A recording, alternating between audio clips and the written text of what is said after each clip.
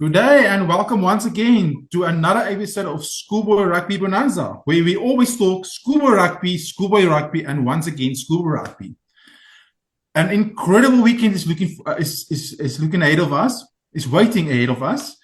The number one spot in South Africa for schools in South Africa is on the line this weekend, but we will talk about it when we discuss the coming games later. Of course, discussing the games with me and everything that we need to discuss today is, of course, the founder, Mr. Schoolboy Rugby Bonanza himself, Louis van Kopenhagen. How are you today? Good on you, Steve. Yeah, it's going to be interesting. We will talk about all the results, as well as the rankings and the featured game. But we'll delve into those ones a little bit later. Um, so this past weekend, some interesting results. So Yes, that was very good. Um, and it's shaping up to be a very interesting season. So, absolutely. Yeah. Before we discuss that huge coming game that's going to come up, let's have a look at the results of this week. Are we going to start with the featured game, Louis, that you guys no, went the to? featured game I want to leave for last because Okay, great there stuff. are a few things that I want to delve into, some good Brilliant. and one or two bad things, but Okay, nothing to be concerned about, but just what we noticed. great. So, in no particular order as always. So, Dale versus Marlow, 69-31. You're 100 points. Yeah, That's incredible. You know, it's not often that you see such a huge score line in school rugby. That must have been an incredible running game, an exciting game to yeah. watch.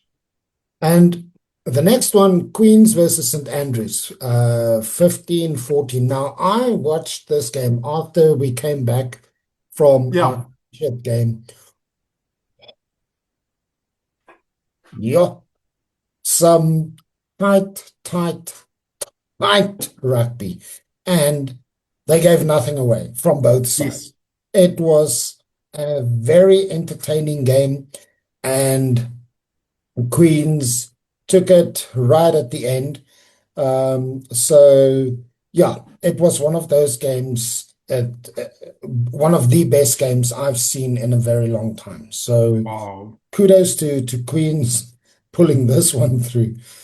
Um, Yeah, both teams, Louis, is two top schools in the Eastern Cape. So yeah, yeah, it's an absolute. It looks like an absolute thriller of game. yeah.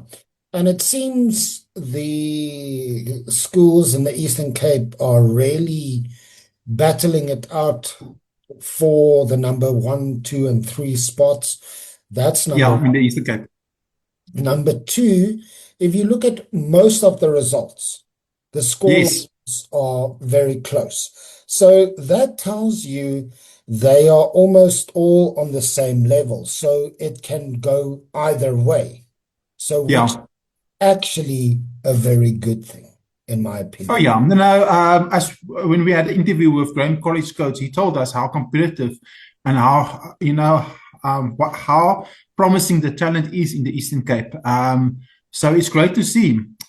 So I see Stirling College 3-1 against 15 against Cambridge, Hmm. and then the next game, Louis, Graham College 30-30 against Nico Milan. It was one of those games again.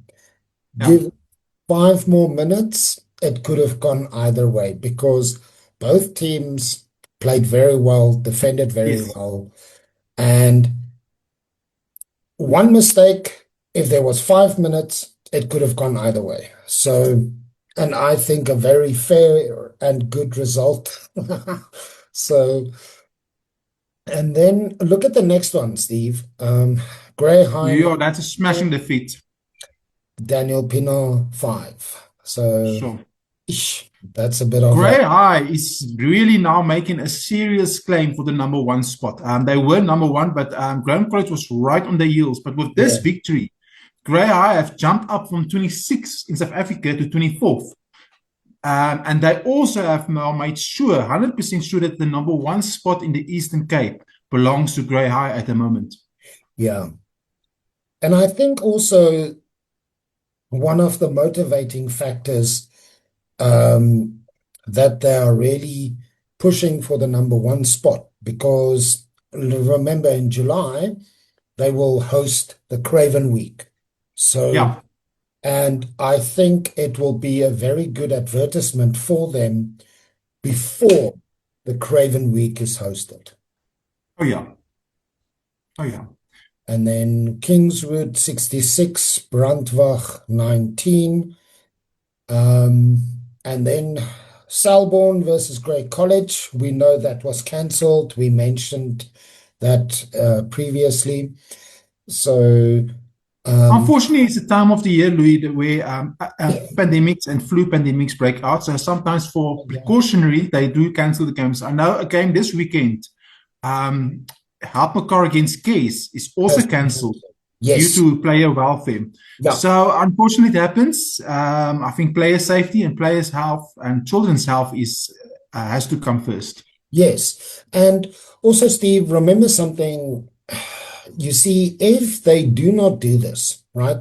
Although Yes, schoolboy rugby is almost professional, but they are still school children. of Now, course, they know if something would happen to someone's son or boy or whatever the case might be, can be in big trouble. So, of course. Oh yes, it's, as you always say, safety first. That's absolutely, absolutely. absolutely.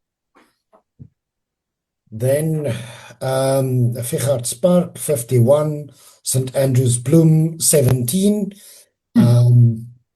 Now look at this one, Steve. 81 Yeah. The Feld. Manveld is showing why they are the number one school in Griqualand West at the moment.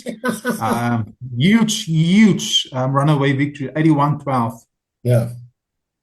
Then Northwood 45, Kersney 34. That's an interesting result. Yeah. The next two games, Louis, was the battle of the top schools in Natal. Yes, Maritzburg College up against Hilton, 49, and then Durban High School, 26-19 against Westville. yes. Yeah, Now, huge games. I watched Durban High School versus Westville. Oh, Yes. Steve, Durban High School hosted, and it was packed, packed, packed, packed. School Wow. were everywhere. The gees was there, so it just went absolutely bonkers. And yeah, from the first kickoff, Westville really pushed. Within the first half, they were up, if I remember correct, 14 points or even 19 points. And I thought to myself, oh dear, now what now? What now? And suddenly in the second half, Durban High School started pushing. And from the team that I put out on the Sunday, Durban High School's, now this is going to be a little bit ironic. Although Durban High School's fly half got a yellow card towards the end, he was still man of the match. He played well, kicked well, marshaled the back line, defended well.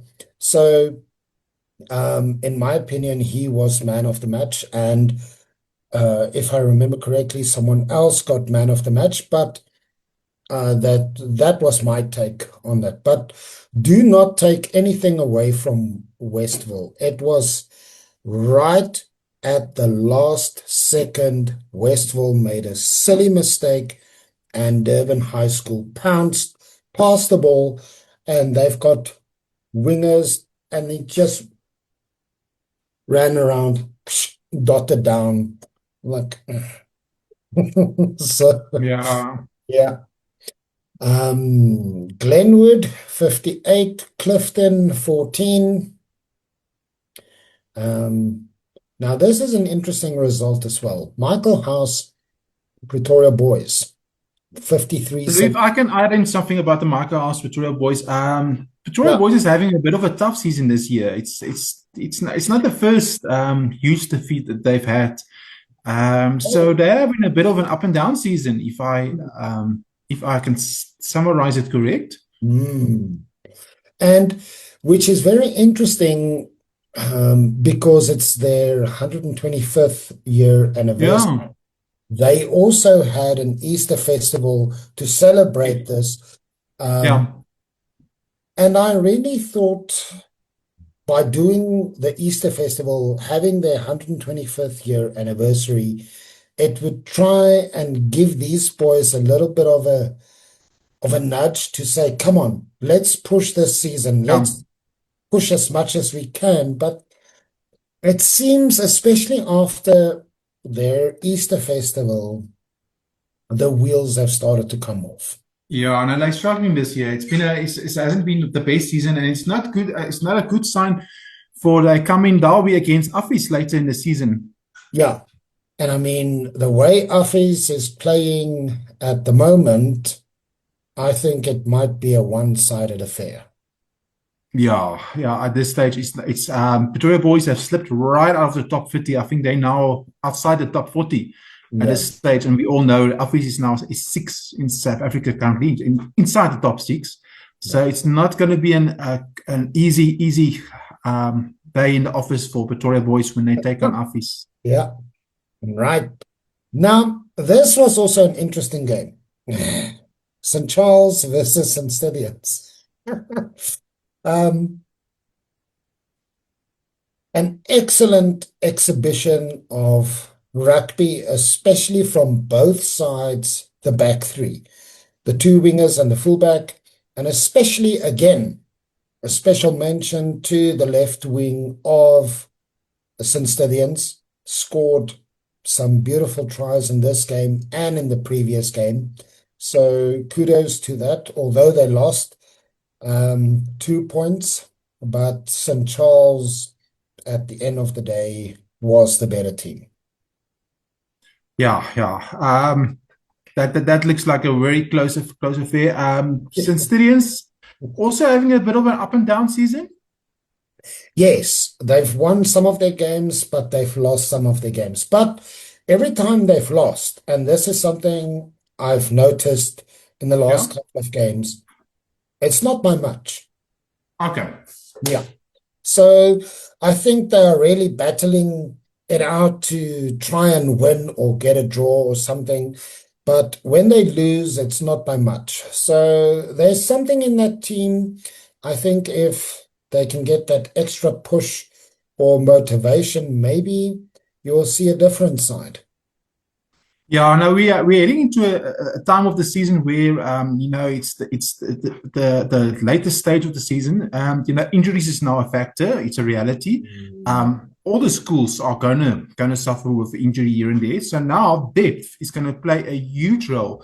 Yeah. And the schools with the biggest depth is going to be the schools that's going to reign supreme. And you can now see the schools sometimes are starting to stretch, and you can see the top schools are really now starting to get into a higher gear. Yeah. And depth, it's all about depth now. If you've got a problem here and there with injuries and you don't have the players to replace them, you're going to suffer. Yeah. So you're going to see really who truly is the top 10 schools, and who is the teams that's really going to stake a claim for the top 10 honors, top 5 honors, top 3, and even to go to the World School Festivals at the end of the year. Oh, yes. Yeah. Right. Now we go to the Noordval Cup. Yeah. Yeah. Garsfontein is still having a good season so far. Yeah, I'm still saying Garsfontein Monument is my 2 seasons for the final, Louis.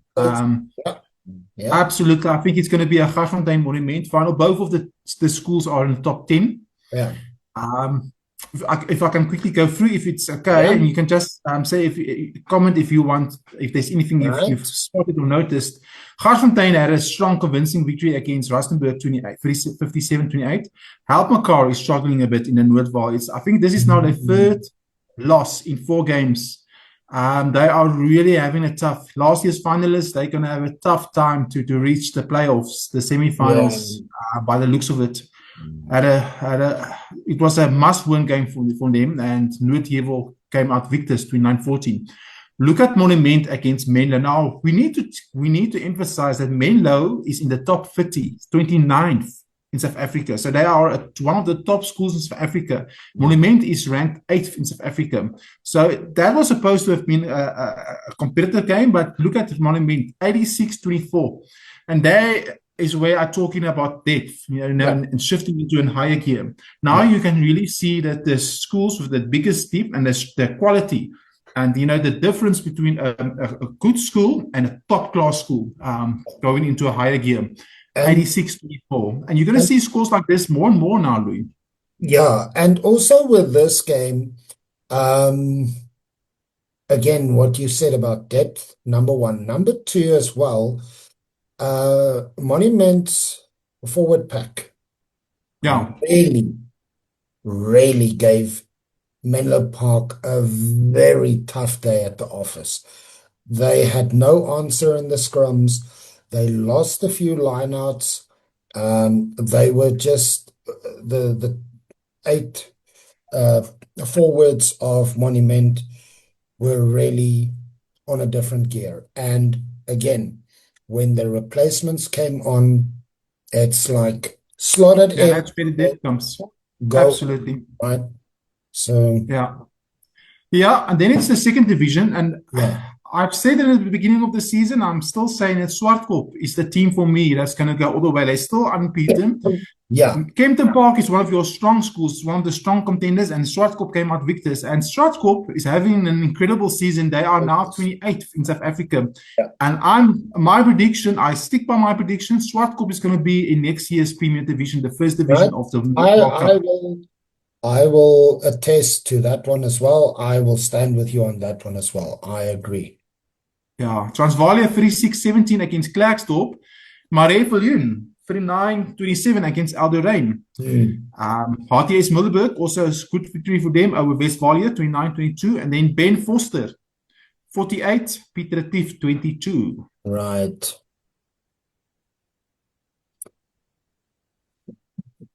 And now you can see the quality, Louis, the quality and world class, the difference between top schools, brilliant schools, and world class schools coming through.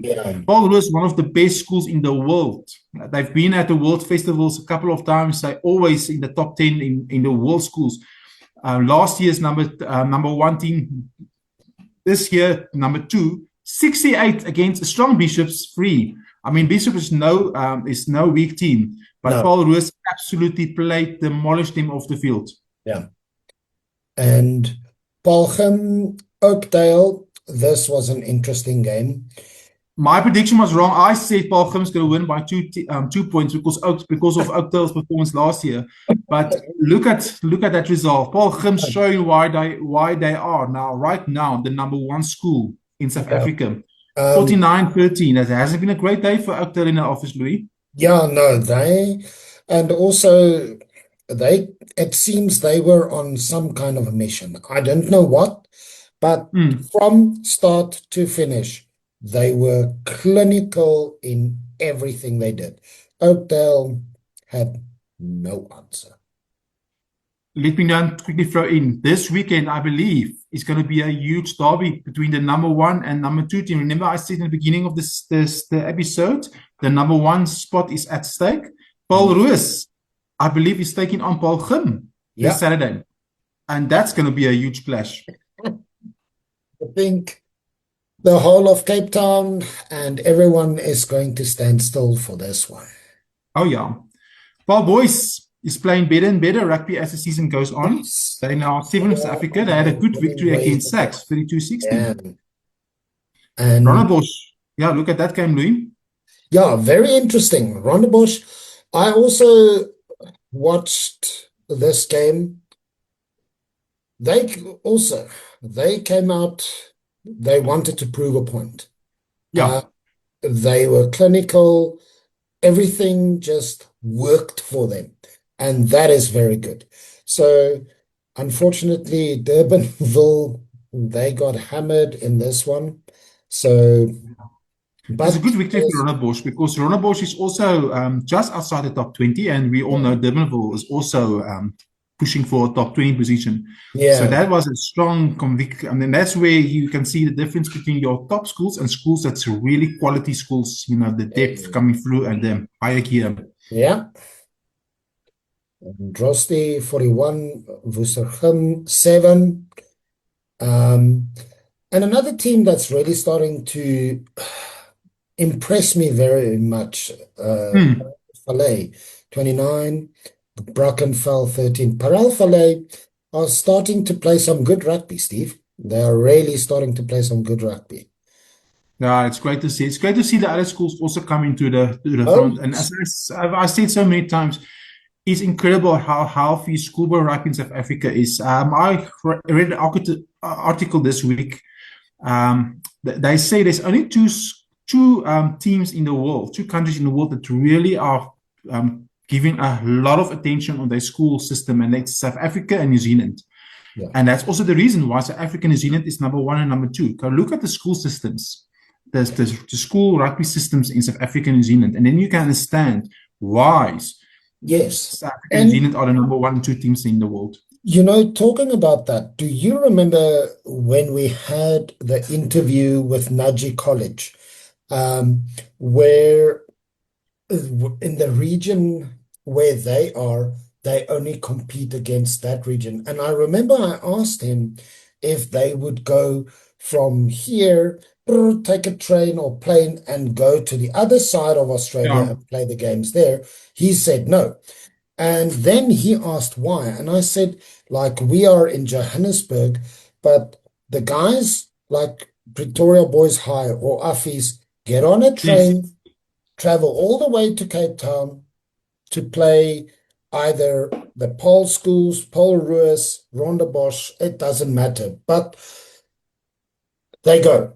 And yeah, Thursday, Friday, Saturday, Sunday, come back the Monday. So, and the same from Cape Town traveling up to Johannesburg or Pretoria. yes. For the It's festivals, the same or thing. yeah, absolutely. So I think this is where, again, where South Africa and New Zealand have the upper hand. Um, this is why they are the two top teams in the world as well, the Springboks, the All Blacks, because they take care of their school system. Because Absolutely. the school system is the factory for the senior side. Of course, that's the future, Louis. That's where your future is.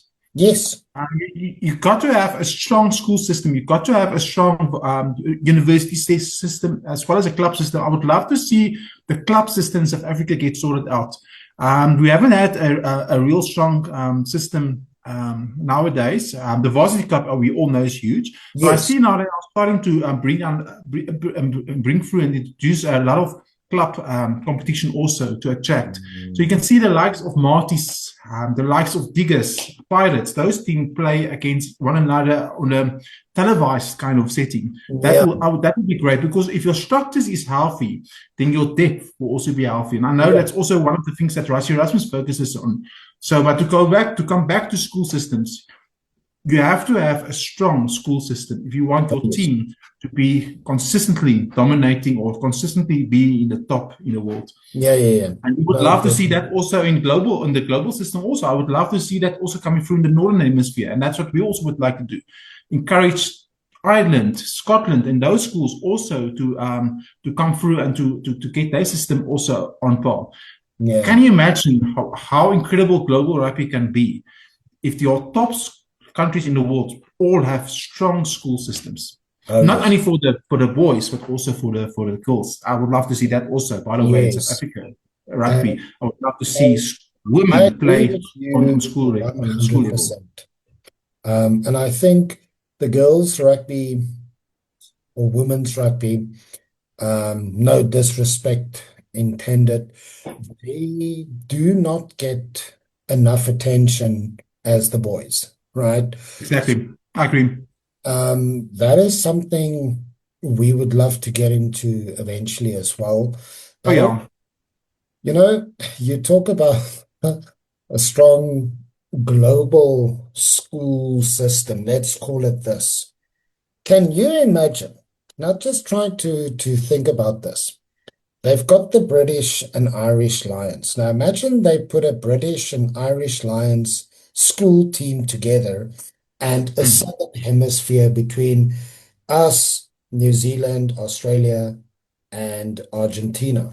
Yeah, Wouldn't that that, can be wouldn't incredible. that Yeah. be nice? Wow. Yeah, that will be incredible. That will be incredible. Yeah.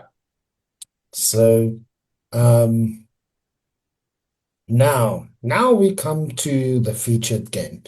Um, Bryanston versus Florida. Oh, sorry, my mistake. The score should have swapped around. Sorry, my mistake. No Bryanston problem. 7, Florida 49. Sorry, my mistake. But what an interesting day. Um, a beautiful winter's day, as we said when we came there. Um, it was a very, very, very tough day for Bryanston. Not one team won, right? But they never gave up. From the under 14s Mm. right through to the first team. Unfortunately, the under 14s, and I think you and me can attest to that as well. I mean, you play at 7:30 in the morning, Yeah. like you're still, it looked like these boys are still half asleep. Your hands are cold, the ball is cold, the field is cold. And it's like some of them had this expression of like, this is too early. I still need to be in bed. So, but a very well organized day. Everything ran on time. Um, Food vendors, people were very nice.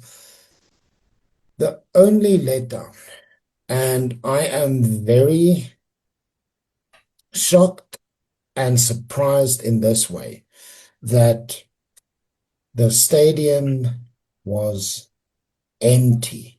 There were only a handful of people to Yeah, come. that's unfortunate. Yeah. That's unfortunate. Um, Look, when we arrived there, guess who is the first one who came to say hello? The captain of Bryanston's first team. Oh, wow. Yeah. Yeah. And I laughed. And he's like, "Good morning, sir. How are you?"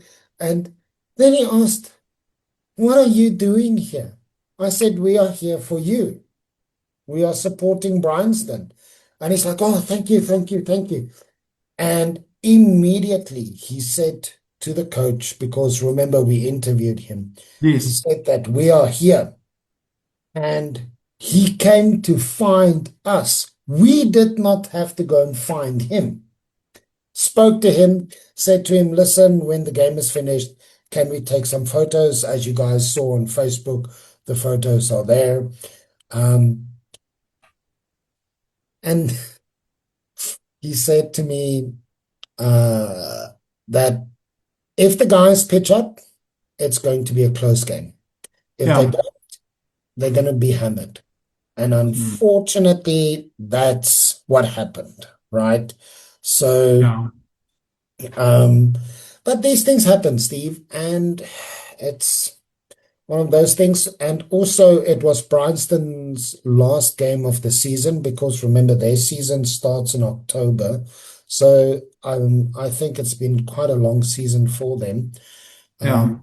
But nonetheless, they walked away with a smile on their face, and Yeah. that is what matters, I can right? say that in closing, then we need to move on. Yeah. One thing that stood out for me with Bryanston is the last time I also went to watch them play against Boston. They're a team that never give up. They've got Mm. character. They play for one another.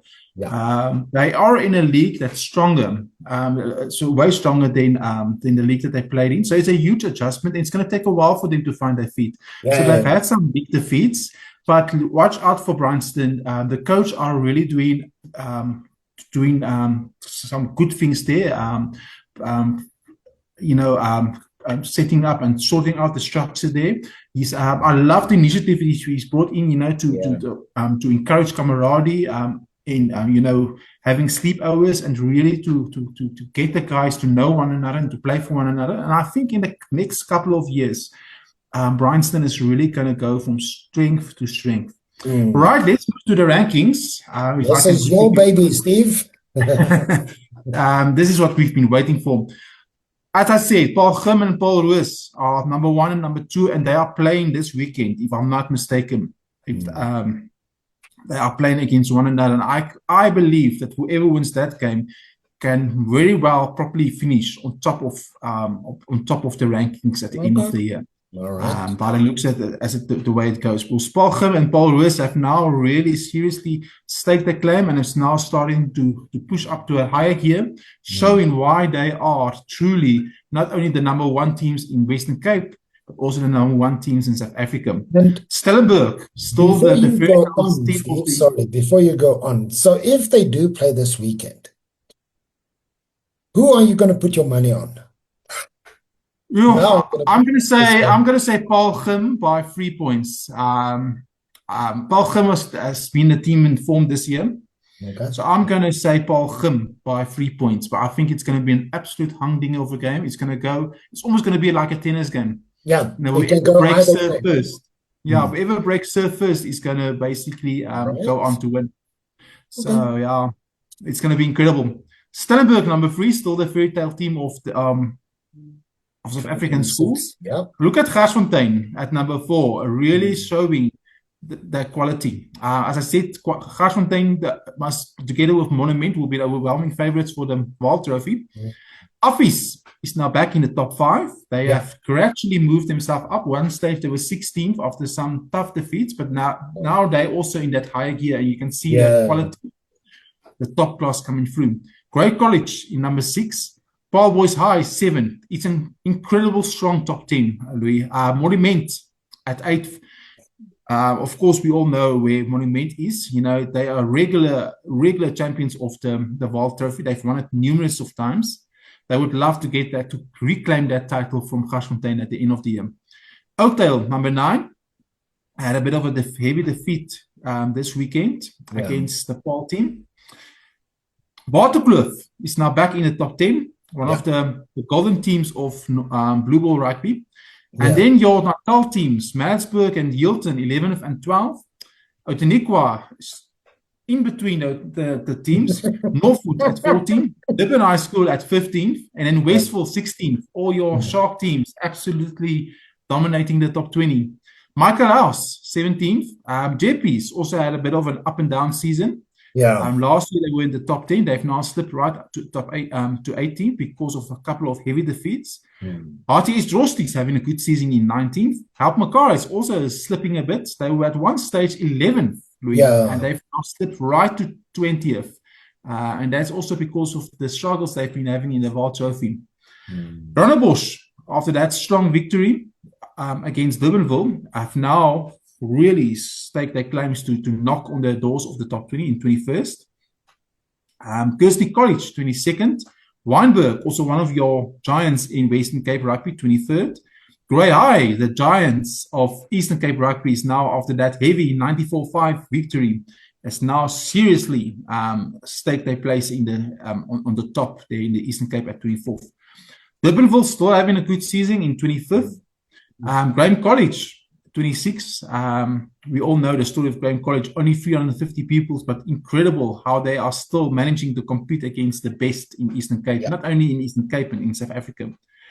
Noordheuwel, 27th, and then also the fairy tale story of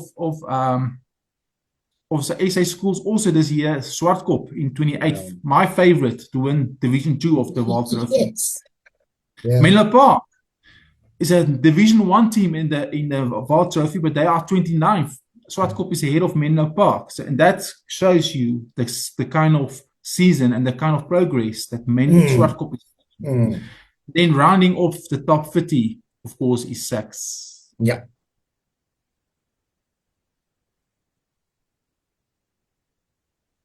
Right. And then your honorable mentions, Boland Landbou, Dale, And look, this is an interesting one. Diamantveld, Parel, Valley, Kingswood, Middleburg, Nelspruit.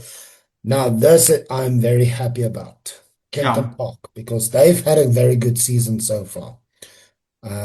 Queen's College, Selborne, Bishops, and rounding it up is Nico Milan. So yeah, very it's looking interesting, strong. Steve. Very Absolutely. interesting. Right. As we now return to the main screen, this, of course, brings us now to the end of this episode. Some incredible rugby. Look out for our next episode. There might be we might have an interesting interview. But check this space. It's going to be an interesting episode. Whether it's an interview or whether we are discussing the coming weekend's game, it's going to be a blockbuster of an episode as always. Mm. Our community is absolutely growing, Louis. I'm so excited to announce that we have now surpassed the 1,500 members on Facebook. We're Oh, now wow. officially, at the time of recording, we were on 1,560 members. Oh, So we wow. would like to say thank you so much to all our members, to our community. It's a growing community, not only from South Africa, but from all over. We've got members from Brazil, Kenya. We've even got members from Madagascar. We've Mm. got members from the United Kingdom. I think of Suzanne Fergus, Gregor Galway, Hal Williams from Wales, Dave Brown from England. There's so many. I actually don't want to leave out names because there's an incredible amount of people from the UK on our group, and I want to say thank you so much. Without you, there's no ways we'll be able to promote Schoolboy Rugby. We need your support. So thank you so Mm. much. It's incredible to see the growth. Of course, we're on Facebook. If you haven't joined us yet, we are on Facebook underneath the name Global School Rugby Bonanza. We're also on YouTube under Global School Rugby Bonanza. Our subscribership is also starting to pick up Mm. and getting some interesting comments and feedbacks. Thank you so much. One of our subscribers, Mike, have invited us to join this Saturday's finals. Yes. It's the Transvaal School. It's the Golden Lions League, and it's going to be Bastion Mm. up against A few different schools. Alan Glen. Alan Um, Glen for the yes. under 19s. Yeah, Yeah. Alan Glen for the under 19s, and of course the under 14s, under 15s, and the under 16s finals. So we haven't decided yet where our futures game is going to be. So I thanked him, and Mike, you might just see us there. Maybe we will still decide. But wherever we're going to go, it's going to be an exciting Yeah, future game. definitely. Of Definitely. course, we're also on other platforms. We're also on TikTok under still Schoolboy Rugby Bonanza on Global Schoolboy Rugby Bonanza, ne, Louis? Yeah, it's still Schoolboy Rugby Bonanza because we've had a few glitches to Okay. change the name. So, but as soon as we can, we will change it to Global Schoolboy Rugby Bonanza. Or Global School Rugby Bonanza. Mm. And then, of course, on Instagram, also under Schoolboy Rugby Bonanza. And then we also have a WhatsApp channel under Yeah, Schoolboy Rugby Bonanza. yes. So please subscribe, join, and get involved and become part of the Schoolboy Rugby maniacs, not only in South Africa but all over the world. We are a growing generation, and we are really, really focused and committed and passionate to really promote school rugby, not only in South Africa but also globally. To all our workers working behind the scenes, first of all, a special thanks to Elaine, all the way from Ireland. And she asked me to please not tell the members it comes from Randburg, because she doesn't come from Randburg. I, by accident, said she comes from Randburg last episode. She comes from Limerick, Ireland.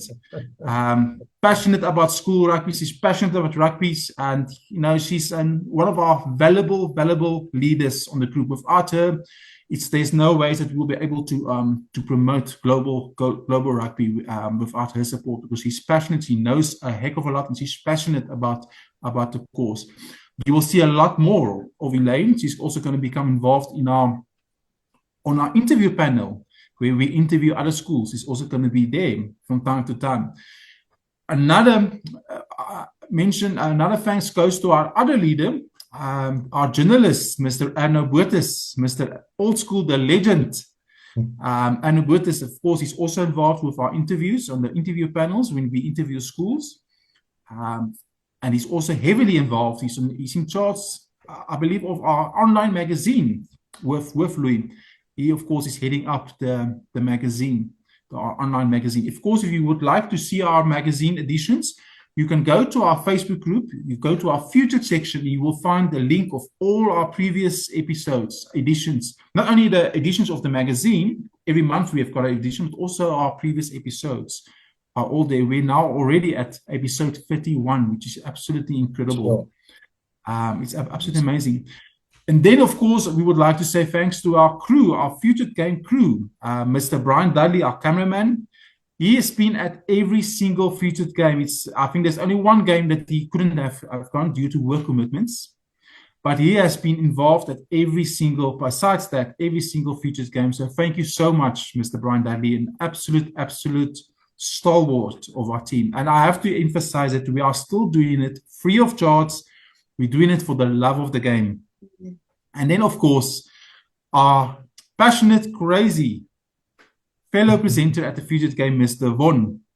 Thank you so much for your passion, your commitment, your enthusiasm, and absolutely just your dedication.